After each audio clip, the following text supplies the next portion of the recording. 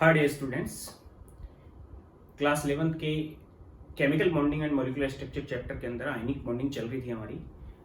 आज मैं उसको कंप्लीट कर रहा हूँ दो छोटे छोटे लेक्चर लेके। एक में फाजान्स रूल्स, जिसमें पोलराइजेशन और पोलराइजिंग पावर यानी कि किसी आयनिक बॉन्ड के अंदर कोवलेंट बॉन्ड किस टाइप से डेवलप हो जाते हैं, फाजान्स रूल के अकॉर्डिंग हम उनको देखेंगे। और फिर आयनिक बॉन्ड के अंदर या आयनिक जो क्रिस्टल्स बनते हैं उनकी प्रॉपर्टीज क्या होती हैं, उनकी कैरेक्टरिस्टिक्स क्या हैं, वो नेक्स्ट लेक्चर में। तो आज ही दोनों लेक्चर बना रहा हूं मैं। हम बात कर रहे हैं covalent character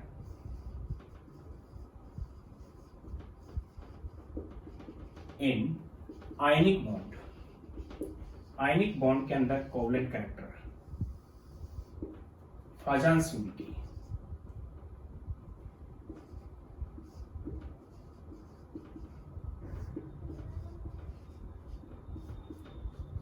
फाजान्स rule.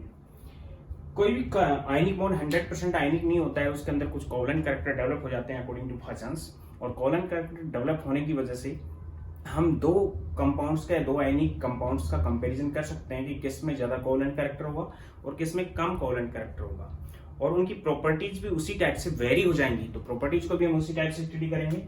Covalent character in ionic bond, polarisation and polarisability.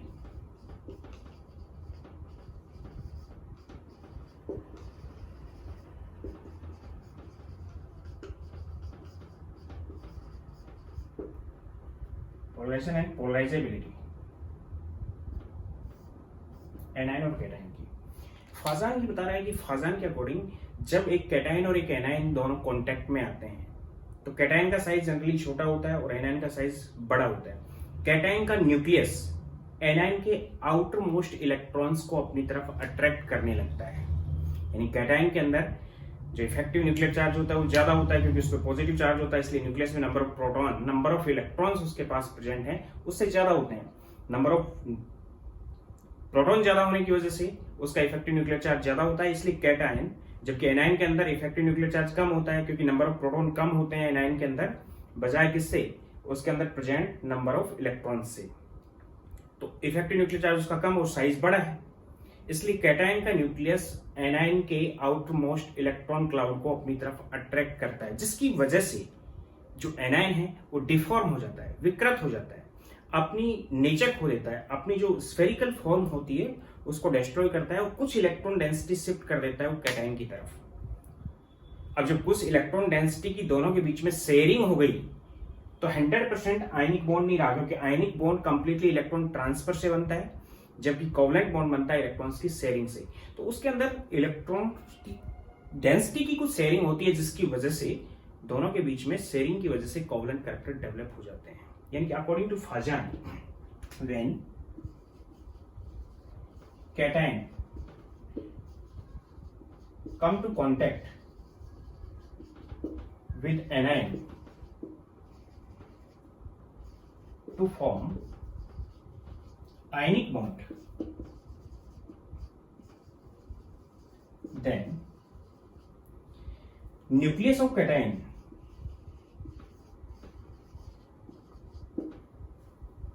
attract outer electron cloud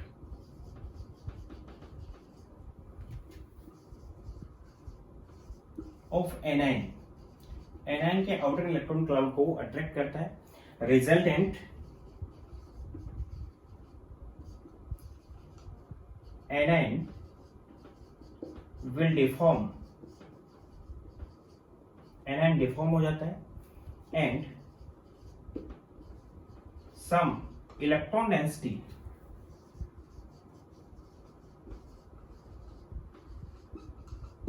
shared between cation and anion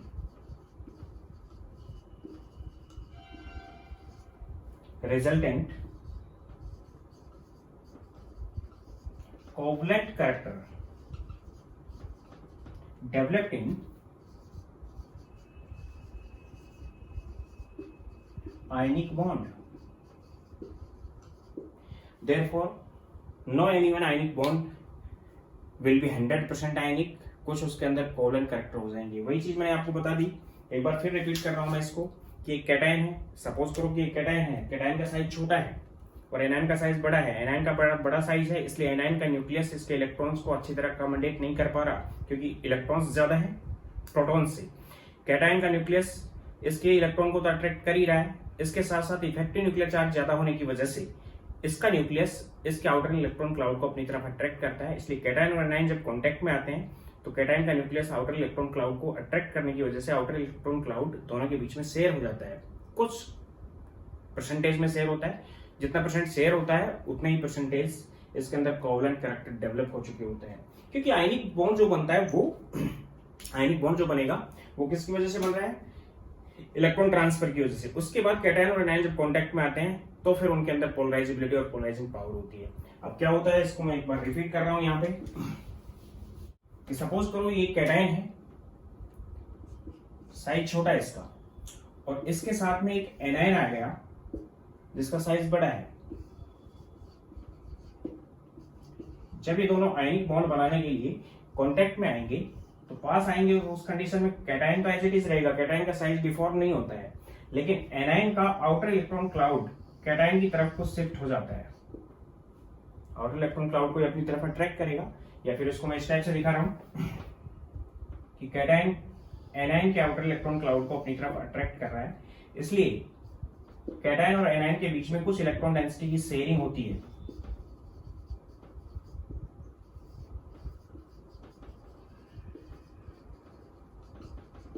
anion यहां पे डिफॉर्म हो चुका है, कैटायन डिफॉर्म नहीं होता है, एनायन डिफॉर्म हो जाता है। एनायन का साइज बड़ा होने की वजह से ऐसा हुआ। कैटायन की एक पोलराइजिंग पावर होती है,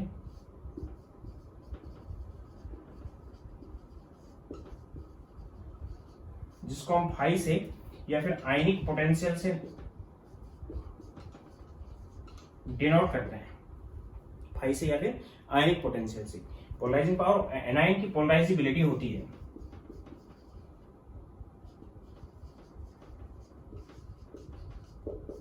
एनायन की पोलराइजिबिलिटी होती है और कैटायन की पोलराइजिंग पावर होती है। जो कैटायन किसी एनायन को जितना ज्यादा डिफॉर्म कर पाएगा उसकी पोलराइजिंग पावर उतनी ही ज्यादा होगी, और जो एनायन जितना ज्यादा डिफॉर्म हो पाएगा उसकी पोलराइजिबिलिटी उतनी ही ज्यादा होगी। और अगर पोलराइजिंग पावर ज्यादा है और पोलराइजिबिलिटी ज्यादा है, दोनों ही ज्यादा है, तो कोवलेंट कैरेक्टर ज्यादा डेवलप हो पाएंगे। कहने का मतलब यह है कि पोलराइजिंग पावर और पोलराइजिबिलिटी पे डिपेंड करेगा। फॉर एग्जांपल ले रहा हूं कि सपोज करो Ag+ आयन है आपके पास और आयोडाइड I- दोनों आयन कांटेक्ट में आए, तो उस कंडीशन में जब Ag+ और I- के बीच में बॉन्ड बनेगा तो I- इस टाइप से डिफॉर्म हो चुका होगा और कुछ इलेक्ट्रॉन डेंसिटी की यहाँ पे शेयरिंग हो चुकी है इन दोनों के बीच में। इसलिए कौन से कैरेक्टर डेवलप होंगे इसमें? Covalent character. 100% ये आयनिक नहीं रह पाएगा। अब रही बात ये कि पोलराइजिंग पावर क्या है और पोलराइजिबिलिटी क्या है। कैटायन की पोलराइजिंग पावर होती है, एनायन की पोलराइजिबिलिटी होती है।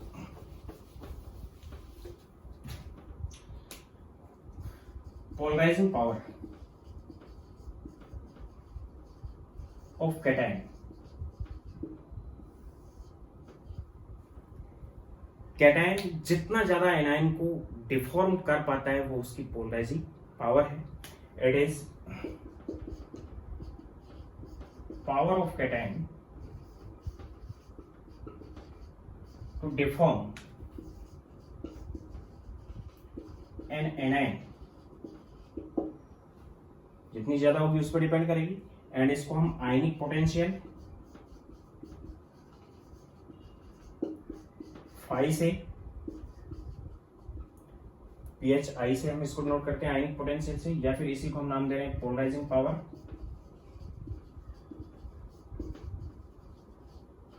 तो इसकी वैल्यू जो होती है वो आयनिक चार्ज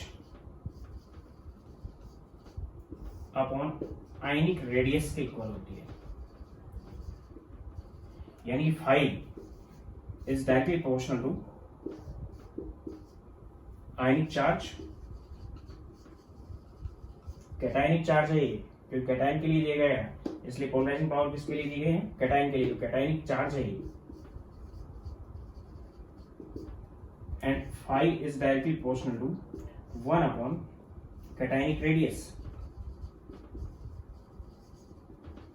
कहने का मतलब ये है कि आयन जितना ज्यादा छोटा होगा, यानी कि उसकी रेडियस जितनी कम होगी उतनी उसकी पोलराइजिंग पावर ज्यादा होगी, और आयन पे जितना ज्यादा चार्ज होगा उतनी उसकी पोलराइजिंग पावर भी क्या होगी, ज्यादा। मीन्स पोलराइजिंग पावर ये 5 से डिनोट किया है, जैसे आयनिक चार्ज अपॉन आयनिक रेडियस के इक्वल होता है। तो यदि पोलराइजिंग पावर की वो कितना डिफॉर्म कर पाता है किसी एनायन को। अब हम बात कर रहे हैं पोलराइजिबिलिटी की।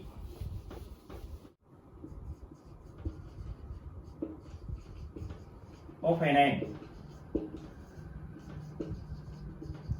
एनायन की पोलराइजिबिलिटी। जो एनायन जितना ज्यादा डिफॉर्म हो पाता है वो उसकी पोलराइजिबिलिटी है, यानी कि डिफॉर्मिंग नेचर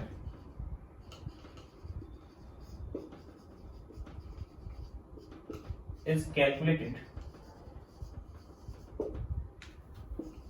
by polarizability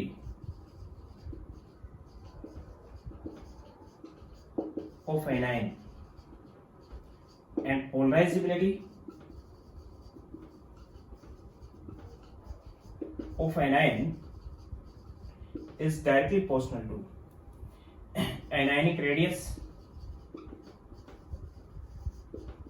जितना बड़ा एनायन होगा उतनी पोलराइजिबिलिटी ज्यादा होगी, उसकी पोलराइजिबिलिटी ज्यादा होगी। And polarisability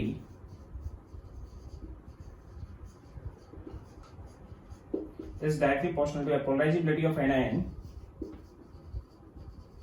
is directly proportional to charge of anion।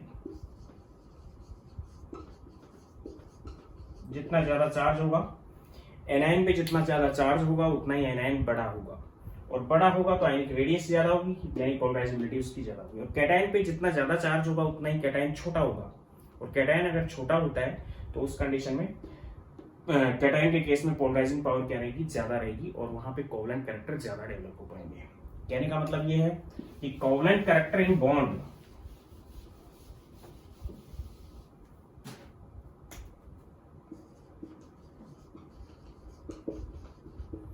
In ionic bond which directly proportional to 5। Ionic bond के अंदर कोवलेंट कैरेक्टर जो होंगे वो 5 के डायरेक्टली प्रोपोर्शनल होंगे। एक covalent character in ionic bond is directly proportional to charge of ions. Ions के charge के भी डायरेक्टली प्रोपोर्शनल होगा कौन, covalent character. And covalent character in ionic bond is directly proportional to, size से तो बता दिया, कैटायनिक साइज से तो क्या होगा, इनवर्सली प्रोपोर्शनल होगा, एनायनिक साइज के डायरेक्टली प्रोपोर्शनल होगा। Covalent character in ionic bond is directly proportional to polarisability. ये पोलराइजिंग पावर है, ये कैटायन के लिए होती है, और पोलराइजिबिलिटी होती है ये एनायन के लिए होती है। और चार्ज हम कैटायन और एनायन दोनों का ले सकते हैं, यानी कि अकॉर्डिंग टू फाजान्स रूल। अगर किसी आयनिक कंपाउंड में, बिल्कुल सिंपल सा तरीका है, अगर किसी आयनिक कंपाउंड में स्मॉल कैटायन होगा, स्मॉल साइज ऑफ कैटायन, तो कोवलेंट कैरेक्टर ज्यादा होंगे। लार्ज साइज ऑफ एनायन होगा तो कोवलेंट कैरेक्टर ज्यादा होंगे। कैटायन और एनायन पे चार्ज अगर ज्यादा होगा तो कोवलेंट कैरेक्टर ज्यादा होंगे। बिल्कुल सिंपल सा तरीका है, क्योंकि इनकी वैल्यूज इस टाइप से वेरी करेंगी। Means according to Fajans rule, according to Fajans, number first, या फिर मैं डायरेक्ट लिखा हूं, covalent character increase when, number first, small size of cation।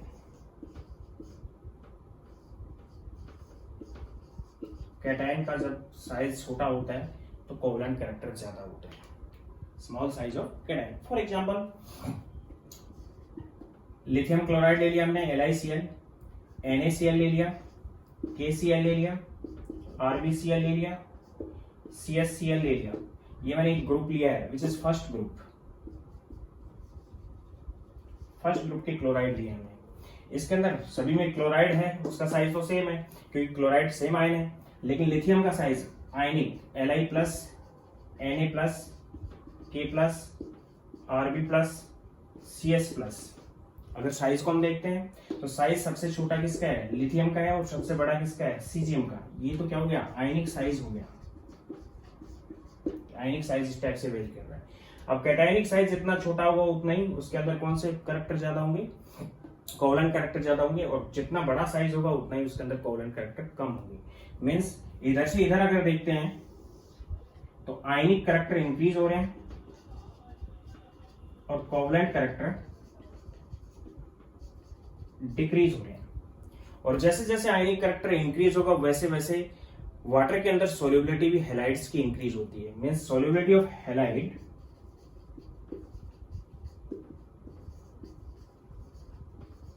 Increase, यानी कि सीजियम क्लोराइड ज्यादा सोल्यूबल है बजाय आरबीसीएल से, आरबीसीएल ज्यादा सोल्यूबल है बजाय किससे, केसीएल से, केसीएल ज्यादा सोल्यूबल है एनएसीएल से, एनएसीएल ज्यादा सोल्यूबल है एनएसीएल से। तो सबसे ज्यादा सोल्यूबल कौन हो गया, सीजियम क्लोराइड। यानी कि सोल्यूबिलिटी और किसका ऑर्डर दूं मैं, सोल्यूबिलिटी इन वाटर, वाटर के अंदर सोल्यूबिलिटी, या फिर कोवलेंट कैरेक्टर का ऑर्डर लें, कोवलेंट कैरेक्टर का नहीं, आयनिक कैरेक्टर का। तो सबसे ज्यादा आयनिक ये हो जाएगा। ये जो कंपाउंड है LiCl, ये कोवलेंट कंपाउंड होता है। कैसा कंपाउंड होता है, कोवलेंट कंपाउंड। इसी के साथ साथ हम ये बता सकते हैं कि अगर कोवलेंट कैरेक्टर डेवलप हो पा रहा है या कोवलेंट कैरेक्टर बढ़ता जा रहा है तो मेल्टिंग पॉइंट डिक्रीज होगा। मेल्टिंग पॉइंट क्या होगा, डिक्रीज होगा। यानी मेल्टिंग पॉइंट का ये ऑर्डर हो जाएगा इसमें, जैसे जैसे आयनिक कैरेक्टर बढ़ता है वैसे वैसे मेल्टिंग पॉइंट बढ़ता चला जाता है। यानी मेल्टिंग पॉइंट यहां पे हम दे सकते हैं, melting point is directly proportional to ionic character. Ionic character के डायरेक्टली प्रोपोर्शनल होता है। तो मेल्टिंग पॉइंट में ऑर्डर क्या आ जाएगा, अगर लिथियम क्लोराइड लिया हमने LiCl, NaCl, KCl, RbCl and CsCl, तो मेल्टिंग पॉइंट सबसे ज्यादा आयनिक कैरेक्टर किसका है, सीजियम क्लोराइड का है। इसलिए मेल्टिंग पॉइंट सीजियम क्लोराइड का ज्यादा होगा RbCl से, RbCl का ज्यादा होगा KCl से, KCl का ज्यादा होगा NaCl से, और NaCl का ज्यादा होगा LiCl से। ये मेल्टिंग पॉइंट है। ये हम इसके अंदर यूज कर सकते हैं कि जितना छोटा कैटायन होगा उतना ही उसके अंदर कोवलेंट कैरेक्टर ज्यादा होंगे, जितना बड़ा कैटायन होगा उतना ही कोवलेंट कैरेक्टर उसके अंदर क्या रहेंगे, कम रहेंगे। क्योंकि कोवलेंट कैरेक्टर पोलराइजिंग पावर पर डिपेंड करते हैं और पोलराइजिंग पावर आयनिक साइज पर डिपेंड करती है। Second, large size of anion. अगर एनायन का साइज बढ़ता जाता है तो उसके अंदर कोवलेंट कैरेक्टर इंक्रीज होंगे। हम कोवलेंट कैरेक्टर की बात कर रहे हैं, आयनिक की नहीं। आयनिक तो डिक्रीज होता चला जाएगा और कोवलेंट कैरेक्टर क्या होगा, इंक्रीज होगा। तो इसका एग्जांपल हम ले सकते हैं कि सपोज करो आपके पास एक तो LiF है, लिथियम फ्लोराइड है, लिथियम का ही क्लोराइड है, लिथियम का ही ब्रोमाइड है, और लिथियम का ही हम आयोडाइड यूज कर रहे हैं। तो अगर हम फ्लोराइड देखते हैं, लिथियम तो क्या हो गया, कांस्टेंट रख दिया मैं, सब में कैटायन कांस्टेंट है। साइज ऑफ एनायन, एनायन का साइज देखते हैं तो इसमें H माइनस है, इसमें Cl माइनस है, इसमें Br माइनस है, इसमें I माइनस है। सबसे बड़ा साइज इसका है, उससे छोटा इसका है, उससे छोटा इसका है। तो इधर से इधर चलने पे साइज क्या हो रहा है, इंक्रीज होता जा रहा है एनायन का। इसलिए कोवलेंट कैरेक्टर इंक्रीज होंगे, आयनिक कैरेक्टर डिक्रीज होंगे। और अगर मेल्टिंग पॉइंट देखते हैं तो मेल्टिंग पॉइंट भी डिक्रीज होगा। डिक्रीज क्यों होगा, क्योंकि आयनिक कैरेक्टर क्या हो रहे हैं, डिक्रीज हो रहे हैं। इसके साथ साथ सोल्युबिलिटी अगर देखते हैं तो सोल्युबिलिटी भी डिक्रीज होगी। सोल्युबिलिटी इधर से इधर चलेंगे तो क्या होगी, डिक्रीज होगी। सोल्युबिलिटी किसमें, वाटर में। यानी कि अगर कोवलेंट कैरेक्टर के बारे में बात करें हम तो लिथियम सभी में कांस्टेंट है, आयोडाइड सबसे बड़ा है। तो कोवलेंट कैरेक्टर का ये ऑर्डर होगा। ये कौन सा ऑर्डर दिया है मैंने, order of covalent character.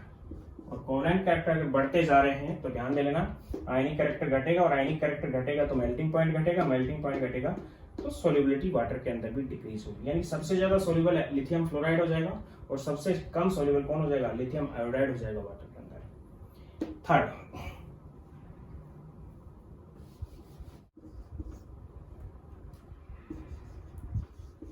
High charge on cation and anion, अगर कैटायन और एनायन का चार्ज ज्यादा है तो उस कंडीशन में उसके अंदर कोवलेंट कैरेक्टर ज्यादा होंगे। यानी कि अगर हम सोडियम का ही क्लोराइड लेते हैं NaCl, मैग्नीशियम का क्लोराइड लेते हैं MgCl2, एल्यूमिनियम का क्लोराइड लेते हैं AlCl3 और सिलिकॉन का क्लोराइड लेते हैं SiCl4। यहाँ पे सब में मैंने एनायन तो कांस्टेंट रखा है, क्लोराइड कैटायन लिया है हमने। तो कैटायन अगर देखते हैं तो कैटायन Na+ है, यहाँ पे Mg+2 है, यहाँ पे Al+3 है, यहाँ पे Si+4 है। अगर कैटायनिक साइज की बात कर ले हम तो साइज रेगुलर मैनर में डिक्रीज होगा। क्यों? क्योंकि आइसोइलेक्ट्रॉनिक सीरीज है। जैसे जैसे पॉजिटिव चार्ज बढ़ता जा रहा है, प्रोटॉन बढ़ते चले जा रहे हैं, पॉजिटिव चार्ज बढ़ता जा रहा है, मींस नंबर ऑफ इलेक्ट्रॉन कम होते जा रहे हैं। तो उस कंडीशन में सिलिकॉन का साइज सबसे छोटा हो जाएगा Si+4 में, सबसे बड़ा साइज किसका हो जाएगा? Na+ का। तो अगर चार्ज बढ़ता जा रहा है तो साइज छोटा हो गया, साइज अगर छोटा होता जाता है तो कोवलेंट कैरेक्टर बढ़ जाएंगे। या फिर मैं कहूँ कि चार्ज बढ़ता जा रहा है तो भी कोवलेंट कैरेक्टर क्या होंगे? बढ़ेंगे। मींस चार्ज अगर देखते हैं तो इस पे +1 है, इस पे +2 है, इस पे +3 है और इस पे +4 है। अब ये चार्ज भी क्या हो रहा है? इंक्रीज होता जा रहा है। चार्ज अगर इंक्रीज होता जा रहा है तो यहाँ पे हम लेफ्ट टू राइट चलने पे कह सकते हैं कि कोवलेंट कैरेक्टर इंक्रीज होंगे, आयनिक कैरेक्टर डिक्रीज होंगे। अगर आयनिक कैरेक्टर डिक्रीज हो रहे हैं तो मेल्टिंग पॉइंट भी क्या होगा? डिक्रीज होगा। और सॉल्युबिलिटी वाटर के अंदर डिक्रीज होगी। यानी कि इनमें सबसे ज्यादा सोल्यूबल NaCl होगा, उससे कम MgCl2, उससे कम AlCl3, उससे कम SiCl4। हम इसके मेल्टिंग पॉइंट की भी बात कर लेते हैं इन डिग्री सेंटीग्रेड। NaCl का होता है 800 डिग्री सेंटीग्रेड मेल्टिंग पॉइंट, जो कि ज्यादा है किससे? MgCl2 से। MgCl 712 degree centigrade, 514 degree centigrade and 1214 degree centigrade. इसके केस में, इसके केस में, इसके केस में और इसके केस में मेल्टिंग पॉइंट भी क्या होगा? डिक्रीज। सबसे ज्यादा सोल्युबिलिटी NaCl की हो जाएगी। अगर कोवलेंट कैरेक्टर का ऑर्डर दें तो सबसे ज्यादा कोवलेंट कैरेक्टर होंगे SiCl4 में, उससे कम AlCl3 में, उससे कम ये किसका ऑर्डर दिया मैंने? ये मैंने कोवलेंट कैरेक्टर दिया, ये इनके मेल्टिंग पॉइंट है और मैंने ऑर्डर यहाँ पे बता दिया। जितना बड़ा चार्ज होगा किसी कैटायन पे उतना ही उसके कोवलेंट कैरेक्टर ज्यादा डेवलप हो पाएंगे। हम एनायन की अगर बात करें तो एनायन में भी ऐसा ही होगा, चार्ज पर डिपेंड करेगा, चार्ज जितना ज्यादा होगा उस पर डिपेंड करेगा। सपोज करो कि एनायन यूज कर रहे हैं हम lithium fluoride LiF, Li2O lithium का ऑक्साइड है एंड Li3N लिथियम का नाइट्राइड है। 3 चीजें ली हमने। लिथियम लिया जो कि कैटायन है जिसको हमने कांस्टेंट यहाँ पे रखा है। हमने जो एनायन यूज किए हैं वो इसमें F- यूज किया है, इसमें O-2 यूज किया है, इसमें N-3 यूज किया है। अगर साइज देखें तो N-3 का ज्यादा होगा बजाय किससे? F- से एंड O-2 से। लेकिन चार्ज अगर देखें तो चार्ज भी बढ़ता जा रहा है। चार्ज अगर देखते हैं तो इसमें -1 है, इसमें -2 है और इसमें -3 है। मीन्स हायर चार्ज इस पे है, माइनस में हायर चार्ज इस पे है। तो जितना ज्यादा चार्ज होगा उतना ही उसके अंदर कोवलेंट कैरेक्टर ज्यादा होंगे। तो इधर से इधर चलने पे कोवलेंट कैरेक्टर इंक्रीज हो रहे हैं, आयनिक कैरेक्टर डिक्रीज हो रहे हैं।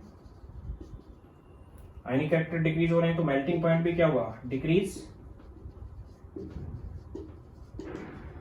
और सॉल्युबिलिटी भी डिक्रीज होगी। वाटर के अंदर सॉल्युबिलिटी डिक्रीज होगी जितना ज्यादा चार्ज होगा उसके ऊपर। यानी कहने का मतलब यह है कि छोटा कैटायन, बड़ा एनायन, और अगर कैटायन और एनायन पे चार्ज ज्यादा है तो आयनिक बॉन्ड के अंदर कोवलेंट कैरेक्टर ज्यादा डेवलप हो पाएंगे। तो हम साइज के बेस पे इनको बता सकते हैं। Fourth, presence of D electrons. अगर डी इलेक्ट्रॉन्स प्रेजेंट है या फिर स्यूडो इनर्ट गैस कॉन्फिगरेशन है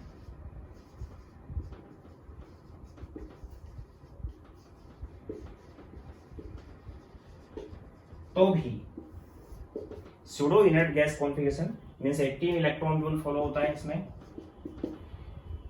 अगर वो प्रेजेंट है तो उस कंडीशन में भी कोवलेंट कैरेक्टर ज्यादा होंगे आयनिक बॉन्ड में। अब स्यूडो इनर्ट गैस कॉन्फिगरेशन क्या है वो मैं आपको डिस्कस कर लेता हूं। कि सिल्वर का अगर Ag प्लस या फिर कॉपर का अगर Cu प्लस आयन देखते हैं या फिर गोल्ड का Au प्लस आयन देखते हैं, तो मैं सिल्वर से नहीं कॉपर से ही बात कर रहा हूं। कॉपर जो होती है, कॉपर का इलेक्ट्रॉन कॉन्फिगरेशन 29 नंबर पे आती है। आर्गन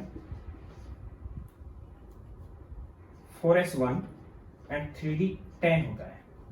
बता रखा है कि कॉपर बहुत बड़ी रूल फॉलो नहीं करती, एबनॉर्मल इलेक्ट्रॉन कॉन्फ़िगरेशन होती है इसकी। इसी टाइप से सिल्वर 47 नंबर पे आता है, इसकी कॉन्फ़िगरेशन होती है क्रिप्टॉन 5s1 4d10। इसी टाइप से गोल्ड होता है वो 79 नंबर पे आता है, इसकी कॉन्फ़िगरेशन होती है xenon 6s1 4f14 and 5d10। यानी कि यहाँ पे अगर देखें तो एक इलेक्ट्रॉन ये भी दे सकता है, एक इलेक्ट्रॉन ये भी दे सकता है, एक ये भी दे सकता है, क्योंकि इसकी 6 सेल आउटर सेल है, ये 4th है, ये 5th है। इसकी 5th सेल आउटर सेल है, ये 4th है, इसकी 4th सेल आउटर सेल है। तो कॉपर भी है वो Cu प्लस आयन बनाता है, सिल्वर भी है Ag प्लस आयन बनाता है, और गोल्ड है वो भी Au प्लस आयन बनाता है। तीनों ही प्लस आयन बनाते हैं। उस टाइम में इनकी कॉन्फ़िगरेशन क्या हो जाएगी? अगर इनकी कॉन्फ़िगरेशन देखते हैं तो कंप्लीट मैं कॉन्फ़िगरेशन को रिप्रेजेंट कर रहा हूँ। क्या आ जाएगा इसमें? 1s2 2s2 2p6 3s2 3p6 3d10 and 4s0। 4s में 0 इलेक्ट्रॉन हो जाएंगे, 3d के अंदर 10 रहेंगे, यानी कि आउटर सेल कॉन्फ़िगरेशन थर्ड हो गई है और टूट गई। इसमें कितने इलेक्ट्रॉन होंगे? 10 प्लस 6 प्लस 2 18 इलेक्ट्रॉन हो गए। कितने इलेक्ट्रॉन हो चुके हैं इसमें? 18। इसी टाइप से इसकी कॉन्फ़िगरेशन में भी 18 इलेक्ट्रॉन हो जाएंगे, इसकी कॉन्फ़िगरेशन में भी कितने हो जाएंगे आउटर में? 18। यानी कि इसमें कौन सी सेल में है? थर्ड सेल में है, इसमें 4th सेल होगी और इसमें 5th सेल में 18 इलेक्ट्रॉन जाएंगे। मींस अगर 18 इलेक्ट्रॉन रूल फॉलो कर रहा है, यानी कि उसके अंदर डी ऑर्बिटल के अंदर इलेक्ट्रॉन्स की प्रेजेंस है, तो भी कोवलेंट कैरेक्टर ज्यादा होंगे। इनमें कोवलेंट कैरेक्टर ज्यादा होंगे बजाय Na प्लस से। Na प्लस या फिर K प्लस अगर हम लेते हैं तो इनकी इलेक्ट्रॉन कॉन्फ़िगरेशन होती है वो क्या होती है? ऑक्टेट कंप्लीट होता है इनका, ऑक्टेट कंप्लीट होता है। कॉन्फ़िगरेशन क्या जाएगी इसके केस में? 2s2 एंड 2p6, और इसके केस में क्या जाएगी? 3s2 and 3p6। 8 इलेक्ट्रॉन इसमें है, 8 इलेक्ट्रॉन इसमें है, आउटरमोस्ट शेल के अंदर 8 इलेक्ट्रॉन्स है। यानी कि 8 इलेक्ट्रॉन्स जिसमें प्रेजेंट होते हैं आउटरमोस्ट शेल में, और जिनमें 18 इलेक्ट्रॉन्स प्रेजेंट होते हैं, तो जिनमें 18 इलेक्ट्रॉन्स प्रेजेंट होंगे आउटरमोस्ट शेल में या 18 के आसपास इलेक्ट्रॉन्स प्रेजेंट होंगे आउटरमोस्ट शेल में, तो उसकी सूडो इनर्ट गैस कॉन्फ़िगरेशन हम उसको यूज करेंगे और उनके अंदर कोवलेंट कैरेक्टर ज्यादा होंगे। इसको मैं स्टेप से बता रहा हूं।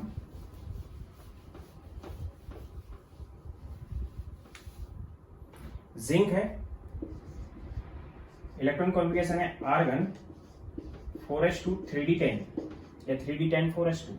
ये Zn+2 में कन्वर्ट होता है, Zn+2 में कन्वर्ट होगा तो क्या हो जाएगी? Argon 3d10 and 4s0। 2 electron निकाल दिए मैंने 4s से, तो उस कंडीशन में इसकी कॉन्फ़िगरेशन हो गई, वो हो गई 1s2 2s2 2p6। ये तो सेकंड सेल हो गई। थर्ड सेल में 3s2 and 3p6 and 3d10 and 4s0। यानी इस कंडीशन में इसके पास भी कितने इलेक्ट्रॉन होंगे? 18 इलेक्ट्रॉन होंगे। तो इसके केस में भी Zn+2 के केस में भी कोवलेंट कैरेक्टर ज्यादा होंगे। यानी अगर कंपैरिजन करवा लिया गया कि NaCl और CuCl दोनों में कोवलेंट कैरेक्टर ज्यादा किसमें होंगे, तो कोवलेंट कैरेक्टर का ऑर्डर हो जाएगा CuCl में ज्यादा होंगे NaCl से। क्यों? क्योंकि D इलेक्ट्रॉन प्रेजेंट है इसमें। या फिर लिख दिया कि MgCl2 एंड ZnCl2 में बताना है आपको।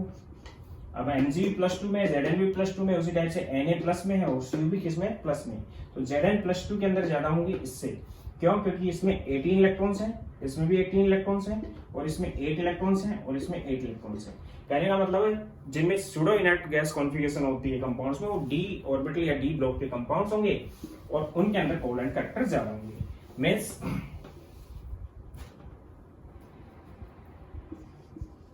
when cation of compound contain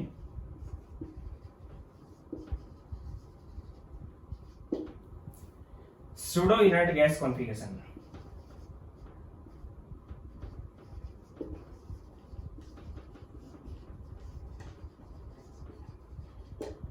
sudo inert gas configuration means 18 electron और इसके आसपास, यानी कि presence of d orbitals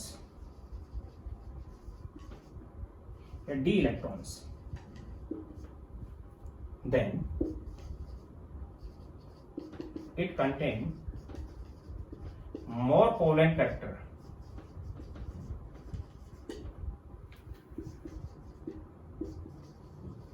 than compound contain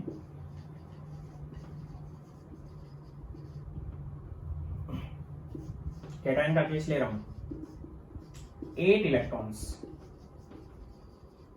in valence shell, यानी डी इलेक्ट्रॉन्स हैं सूडो इनर्ट गैस कॉन्फ़िगरेशन वाले जो कंपाउंड्स होते हैं उनके अंदर कोवेलेंट कैरेक्टर ज्यादा होते हैं, जिनमें 8 इलेक्ट्रॉन प्रेजेंट होते हैं उन कंपाउंड्स को देख के। तो ये 4 चीजें हैं जिनमें मैंने एक बार फिर रिपीट कर देता हूं, उसको देख के साइज वगैरह से बता सकते हो। Covalent character is directly proportional to 1 upon size of cation.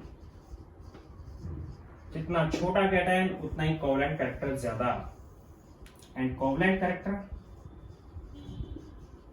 Is directly proportional to size of anion. जितना बड़ा एनायन उतना ही कोवेलेंट कैरेक्टर ज्यादा, and covalent character is directly proportional to charge of ions. दोनों ही केस में, anion और cation के केस में, जिस पे ज्यादा चार्ज होगा उसमें कोवेलेंट कैरेक्टर ज्यादा होंगे, and covalent character is directly proportional to, किसके डायरेक्टली प्रोपोर्शनल होगा? चार्ज के बता दिया मैंने, साइज के बता दिया, फाई के भी डायरेक्टली प्रोपोर्शनल होगा। और फाई किस पे डिपेंड करता है ये मैं बता चुका हूं आपको, पोलराइजिंग पावर है ये। इसके बाद बात कर रहे हैं हम एप्लीकेशंस ऑफ पोलराइजिबिलिटी और फाई और फाजान्स रूल्स।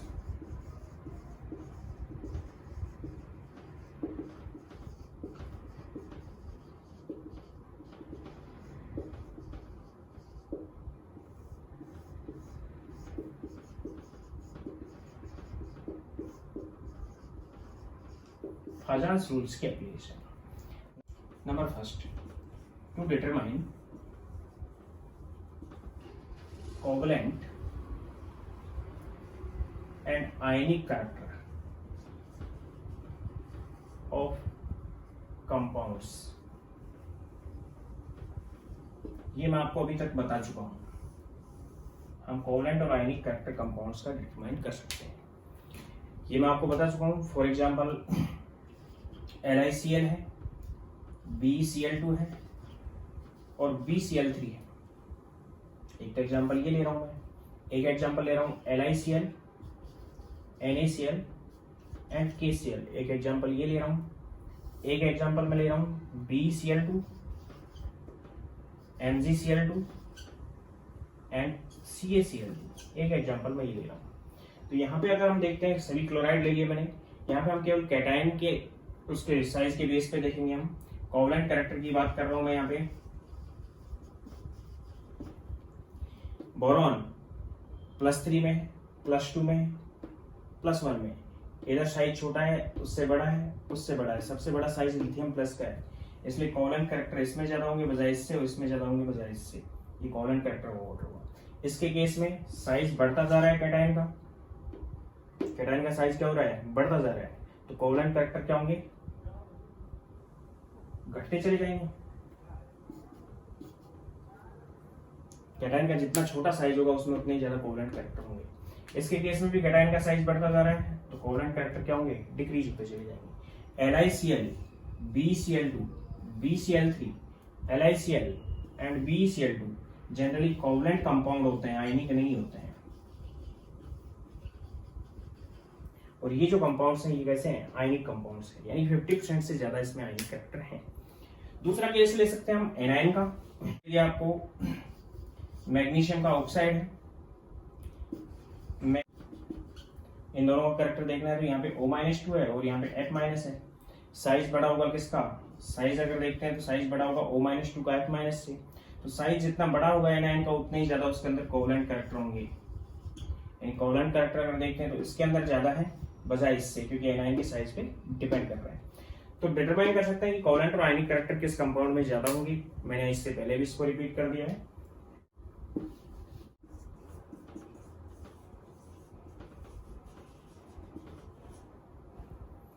कोवेलेंट और आयनिक कैरेक्टर हम डिटरमाइन कर सकते हैं। इसके बाद हम डिटरमाइन कर सकते हैं नेचर ऑफ ऑक्साइड्स। ऑक्साइड्स क्या नेचर है, यानी कि जो फाई होता है ionic potential which is directly proportional to covalent character divided by ionic character. और हम डिटरमाइन क्या कर सकते हैं, नेचर डिटरमाइन कर सकते हैं। और फाई को मैंने आपको पहले भी बता दिया कि phi is ionic charge, cation के केस में दिया जाता है, divide by ionic radius. Phi ionic charge divide by किसके होता है, आयनिक रेडियस के इक्वल होता है। तो इसके केस में हम देख सकते हैं कि ये तो मैंने पहले बता दिया, आयनिक चार्ज और आयनिक रेडियस पे डिपेंड करता है क्या, determine of oxide. Generally root of phi जब लेस देन 2.2 होता है, या फिर root of phi which approximately equal to 2.2 to 3.2, या फिर तीसरी कंडीशन हो सकती है root of phi is greater than 3.2। ये तीन कंडीशन हो सकती हैं। 2.2 से अगर फाइव की रूट ऑफ फाइव की वैल्यू कम है, यानी कि उस कंडीशन में बेसिक ऑक्साइड बनेगा। कौन सा ऑक्साइड होगा, बेसिक। और अगर रूट ऑफ फाइव की वैल्यू 2.2 से 3.2 के बीच में, तो उस कंडीशन में एम्फोटेरिक ऑक्साइड बनेगा। और अगर 3.2 से ज्यादा है, तो उस कंडीशन में एसिडिक ऑक्साइड बनेगा। नेचर से हम डिपेंड कर लेते हैं, ये फाइव की वैल्यू से बता सकते हैं। ऐसा कौन करता है, जो बेसिक ऑक्साइड बनाता है। बेसिक ऑक्साइड जो बना पाता है वो एल्कली और एल्कलाइन अर्थ मेटल्स,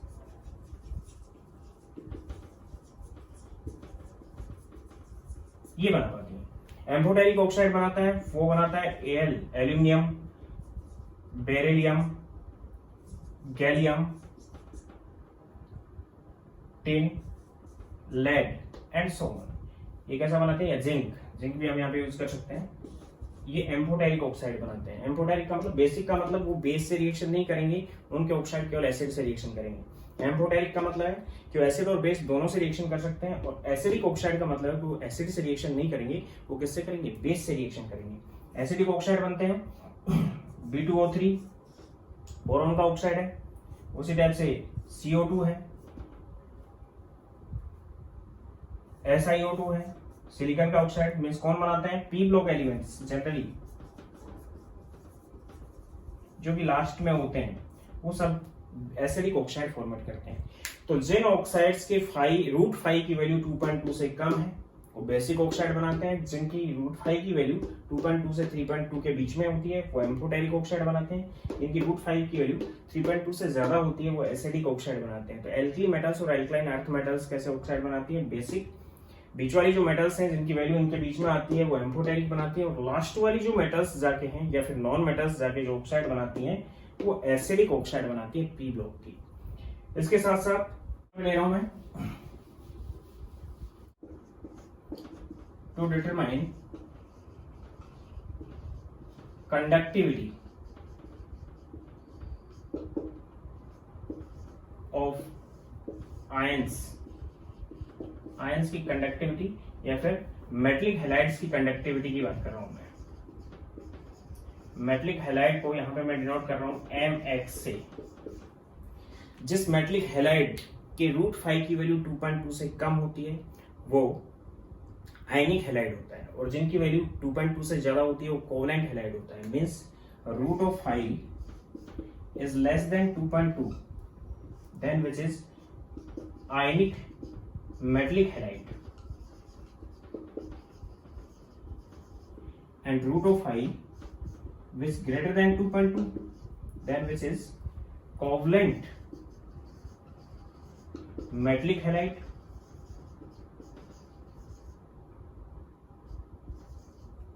और आयनिक मेटलिक हैलाइड होता है, वो अपनी मोल्टन स्टेट में या फिर एक्वस स्टेट में ब्रेक होकर आयंस में फ्री होता है, जिसकी वजह से वो कंडक्टेंस शो करता है। जबकि कोवेलेंट अपने आयंस में ब्रेक नहीं हो पाता है, इसलिए covalent metallic halide conductance express नहीं करता है। ओनली कंडक्टेंस की किसकी बात की हमने, इलेक्ट्रिसिटी कंडक्ट करने की बात की है। Only ionic metallic halide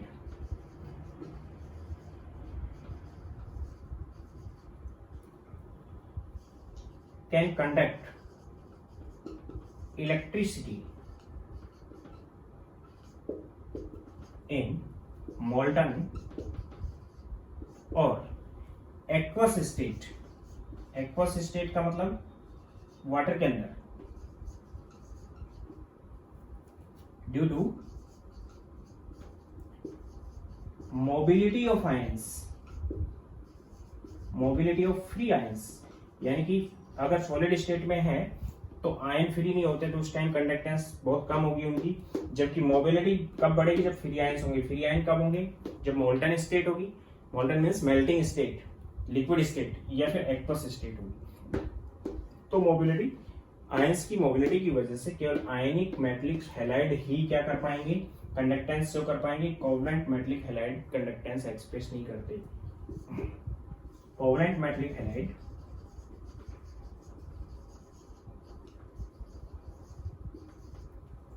not express conductance in any state, किसी भी स्टेट में ये नहीं कर पाते। फोर्थ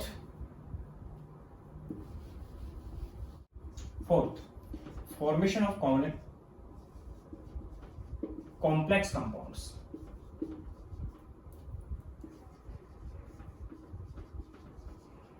कॉम्प्लेक्स कंपाउंड्स की फॉर्मेशन, जिस कैटायन का जितना छोटा साइज होगा उतनी उसकी टेंडेंसी ज्यादा होगी कॉम्प्लेक्स कंपाउंड फॉर्मेट करने की। कॉम्प्लेक्स कंपाउंड फॉर्मेट करने का मतलब कि वो वैकेंट ऑर्बिटल के अंदर लोन पेयर्स को एक्सेप्ट करेंगे और कोऑर्डिनेटेड टाइप के बॉन्ड बना लेंगे। Means smaller the size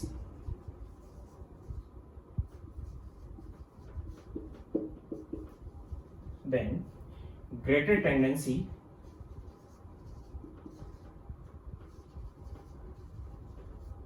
to form complexes.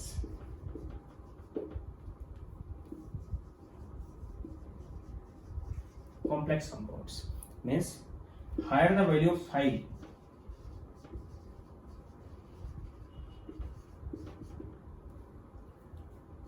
having the tendency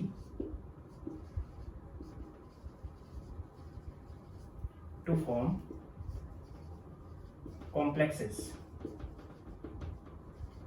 यानी कि अगर लिथियम और सोडियम दोनों की बात करें तो लिथियम का प्लस और सोडियम का प्लस, साइज छोटा किसका है, लिथियम का है, then it is having higher tendency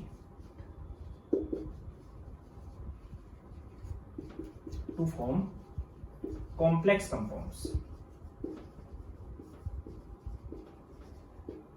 इसी टाइप से सोडियम की कॉम्प्लेक्स कंपाउंड फॉर्मेशन की टेंडेंसी नहीं होती, क्योंकि फाइव की वैल्यू इसके केस में क्या हो जाएगी, कम हो जाएगी। सोडियम के केस में no tendency to form complexes, complex compound की टेंडेंसी सोडियम की फॉर्मेट नहीं होगी। यानी कि डी ब्लॉक के जो मेटल्स हैं उनकी कॉम्प्लेक्स कंपाउंड फॉर्मेशन की टेंडेंसी इसलिए होती है क्योंकि डी ब्लॉक की मेटल्स होती हैं उनका साइज छोटा होता है, क्योंकि उन पर प्लस चार्ज बहुत ज्यादा होता है। किसी मेटल पे अगर पॉजिटिव चार्ज जितना ज्यादा होगा उसकी उतनी ही कॉम्प्लेक्स फॉर्मेशन की टेंडेंसी होगी, क्योंकि उसकी फाई की वैल्यू उतनी ही ज्यादा होगी। यानी कि मैं क्या लिख सकता हूं, the metal which have greater charge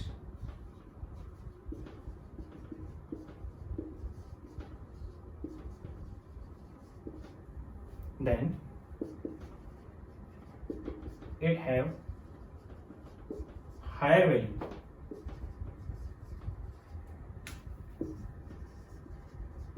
of phi and having tendency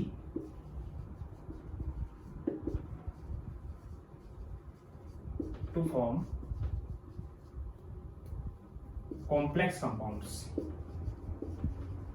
उसकी टेंडेंसी होगी कॉम्प्लेक्स कंपाउंड फॉर्मेट करने की। Fourth, fifth,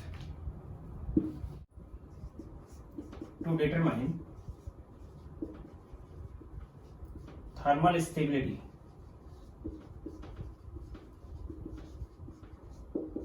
of carbonates.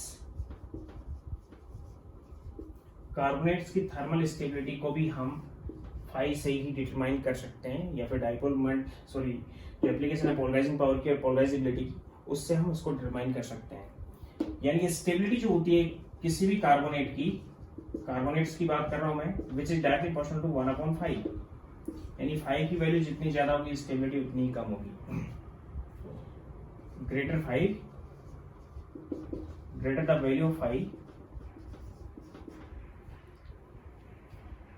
of carbonate having least stability, और phi किस पे डिपेंड करता है वो आपको बता ही चुका हूं मैं। फॉर एग्जांपल अगर हम बेरियम कार्बोनेट देखते हैं, मैग्नीशियम कार्बोनेट देखते हैं, कैल्शियम कार्बोनेट देखते हैं, स्ट्रोंशियम कार्बोनेट और बेरियम कार्बोनेट देखते हैं, तो इधर से इधर चलते हैं तो कार्बोनेट तो सभी में सेम हो गया, और सभी में सेम हो गया तो कंडीशन क्या आ गई भाई, साइज ऑफ कैटायन देखते हैं हम। तो कैटायन यहाँ पे मैंने लिया है B+2, यहाँ पे लिया है Mg+2, यहाँ पे Ca+2 लिया है, यहाँ पे Sr+2 लिया है, और यहाँ पे Ba+2 लिया है। कैटायनिक साइज क्या होगा कि B+2 का कम होगा, Mg+2 का उससे ज्यादा, कैल्शियम का उससे ज्यादा, स्ट्रोंशियम का उससे ज्यादा और बेरियम का सबसे ज्यादा। अब साइज बढ़ता जा रहा है तो फाई साइज से किस टाइप से कैटायन के इनवर्सली प्रोपोर्शनल है साइज ऑफ कैटायन, यानी कि फाई इधर से उधर क्या होता जा रहा है, डिक्रीज होता जा रहा है। फाई की जो वैल्यू है वो अगर इधर से इधर देखते हैं तो लेफ्ट टू राइट ये क्या हो रहा है, डिक्रीज्ड। और फाई की वैल्यू जितनी कम होगी उतनी स्टेबिलिटी बढ़ जाएगी। देन थर्मल स्टेबिलिटी,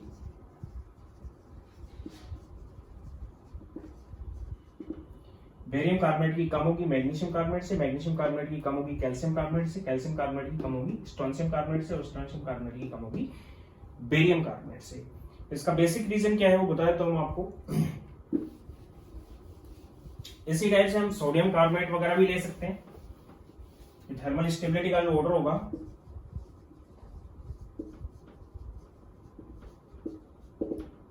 वो lithium carbonate Li2CO3 is less than Na2CO3 is less than K2CO3 is less than Re2CO3 is less than CS2CO3। वही आयनिक साइज बढ़ता जा रहा है इसलिए फाई की वैल्यू कम होती जा रही है, और फाई की वैल्यू कम होगी तो थर्मल स्टेबिलिटी कार्बोनेट्स की बढ़ेगी। इसका बेसिक रीजन ये है कि सपोज करो कोई मेटल है आपके पास इस टाइप से, जैसे कैल्शियम कार्बोनेट हमें लिया, तो कैल्शियम कार्बोनेट को हीट करेंगे, then it convert into calcium oxide, यानी कैल्शियम के साथ ऑक्सीजन आ जाएगा, प्लस में कार्बन डाइऑक्साइड रिलीज होगी। कंडीशन ये है इसकी कि Ca+2 है, O C+O and O negative है, ये वाली कंडीशन है। ये कैल्शियम और ये कार्बोनेट है। अब कैल्शियम हमने एक मेटल लिया है तो मेटलिक कार्बोनेट की बात कर रहा हूँ कि मेटल ले लिया हमने प्लस के अंदर और +2 में है सपोज करो वो, और ऑप्शन यहाँ पे माइनस में है, यहाँ पे कार्बन है और ये ऑप्शन है, ये कार्बोनेट है CO3-2, ये कार्बोनेट है। तो जितना छोटा मेटल होगा उतना ही ऑक्सीजन को अपनी तरफ ज्यादा खींचेगा, क्योंकि उसकी पोलराइजिंग पावर क्या है, ज्यादा है। पोलराइजिंग पावर ज्यादा होगी तो स्मॉल साइज होगा अगर इसका, तो ये ज्यादा अट्रैक्ट करेगा इसको, और ज्यादा अट्रैक्ट करेगा तो जब इसको हम हीट करेंगे तो यहां से जल्दी टूट जाएगा, तो इससे NO बन जाएगा और CO2 बन जाएगा। यानी कि जो कार्बोनेट है CO3-2 वो कन्वर्ट हो जाता है O-2 प्लस CO2 में, CO3-2 convert into O-2 plus CO2 heat करने पे। यानी कि यहाँ से ब्रेकिंग कब ज्यादा होगी, जितना छोटा साइज होगा उतना ही ऑक्सीजन को ज्यादा खींचेगा अपनी तरफ, और ऑक्सीजन को ज्यादा खींचेगा तो ये बहुत जल्दी ब्रेक होगा, इसलिए मेटलिक ऑक्साइड बनेगा। जैसे कैल्शियम ने इसको खींचा तो उस कंडीशन में ब्रेक हुआ तो कैल्शियम का ऑक्साइड बना और CO2 बना। इसी टाइप से यहाँ पे अगर बेरिलियम होता Be, अगर इसकी कंडीशन होती B+2 की, तो B+2 ऑक्सीजन को ज्यादा खींचता तो ये बहुत जल्दी ब्रेक होता। इसी टाइप से Ba+2 देखते तो साइज बड़ा हो गया, साइज बड़ा होगा तो उसकी फाई की वैल्यू क्या होगी, कम, इसलिए वो ज्यादा नहीं खींच पाएगा तो जल्दी डिकम्पोज नहीं होता। तो डिकम्पोजिशन यहां से होनी है, ऑक्सीजन जितना ज्यादा खींच जाएगा इधर मेटल की तरफ उतना ही जल्दी ये डिकम्पोज होगा। और कितना जल्दी खींचेगा, जिसकी पोलराइजिंग पावर ज्यादा होगी वो ज्यादा खींच पाएगा, इसका मतलब छोटे वाले साइज का ज्यादा खींच पाएगा, इसलिए उसकी डिकम्पोजिशन जल्दी हो जाएगी। और बड़ा साइज है कैटायन का नहीं खींच पाएगा इतना, इसलिए उसकी डिकम्पोजिशन हाई टेम्परेचर पे होती है। तो थर्मल स्टेबिलिटी का मतलब है कि एक तो कम टेम्परेचर पर डिकम्पोज होगा, एक उससे ज्यादा पे, एक उससे ज्यादा पे, एक उससे ज्यादा पे। तो जैसे जैसे टेम्परेचर में बढ़ाते जाएंगे स्टेबिलिटी बढ़ती चली जाएगी। तो बेरियम कार्बोनेट हायर टेम्परेचर पर डिकम्पोज होता है, जबकि बेरिलियम कार्बोनेट लगभग रूम टेम्परेचर 100 डिग्री सेंटीग्रेड से पहले ही डिकम्पोज हो चुका होता है। तो कार्बोनेट्स की स्टेबिलिटी को भी हम यहाँ से बता सकते हैं। नेक्स्ट, टू एक्सप्लेन पोलराइजेशन के बेस पे हम एक्सप्लेन करते हैं कलर ऑफ कंपाउंड्स।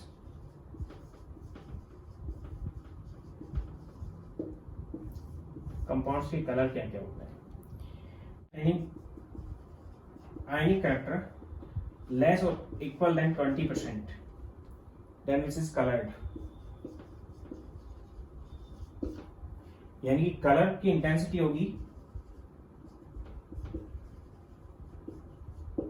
वो डायरेक्टली प्रोपोर्शनल टू फाई के हो जाएगी। फाई जितना ज्यादा कलर की इंटेंसिटी उतनी ज्यादा।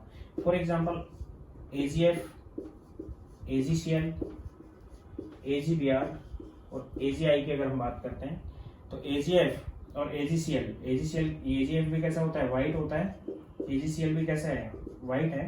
लेकिन AgBr पेल येलो है। Pale yellow means light yellow. और AgI है वो डीप येलो,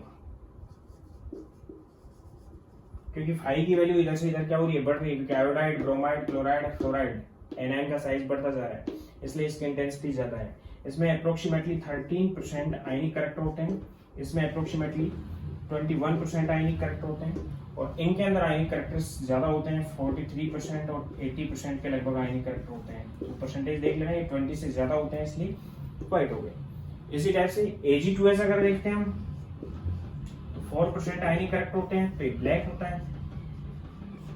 आयनिक कैरेक्टर जितना कम होगा उतना ही उसकी फाई की वैल्यू ज्यादा होगी, और फाई की वैल्यू ज्यादा होगी तो कलर की इंटेंसिटी बढ़ जाएगी। नेक्स्ट इज डायगोनल रिलेशनशिप, जो मैं आपको पहले बता चुका हूं।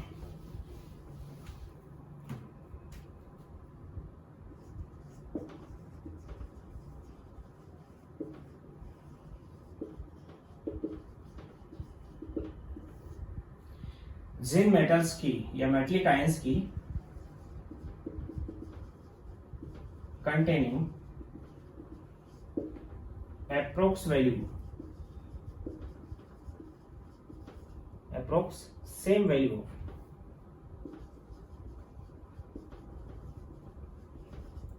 of phi having same polarizing power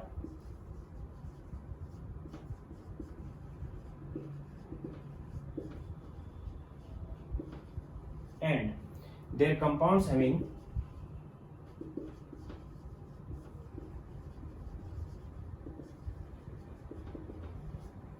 similar properties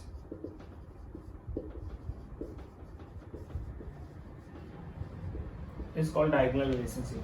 For example, lithium का मैग्नीशियम के साथ, बेरिलियम का एल्यूमिनियम के साथ, बोरॉन का सिलिकॉन के साथ, ये 3 डायगोनल रिलेशन पेयर हैं। ये मैं आपको पिछले चैप्टर में बता चुका हूँ। ये भी फाई पे डिपेंड करता है। ये थी पोलराइजिंग पावर। कोई भी आयनिक बॉन्ड 100% आयनिक नहीं होता, उसमें कोवेलेंट कैरेक्टर डेवलप हो जाते हैं। छोटा कैटायन, बड़ा एनायन, कैटायन और एनायन पे कैटायन और एनायन का चार्ज ज्यादा, अगर कंडीशन ऐसी है तो कोवेलेंट कैरेक्टर ज्यादा होंगे। या फिर डी ऑर्बिटल्स के इलेक्ट्रॉन्स की प्रेजेंस है तो भी उसके अंदर कोवेलेंट कैरेक्टर ज्यादा होंगे। अब इससे हम क्या क्या चीज कैलकुलेट कर सकते हैं, इसके एप्लीकेशंस क्या हैं, मैं बता चुका हूँ आपको। इसके बाद जो नेक्स्ट लेक्चर है उसमें हम बात करेंगे आयनिक कंपाउंड्स की प्रॉपर्टीज क्या क्या है। Thank you.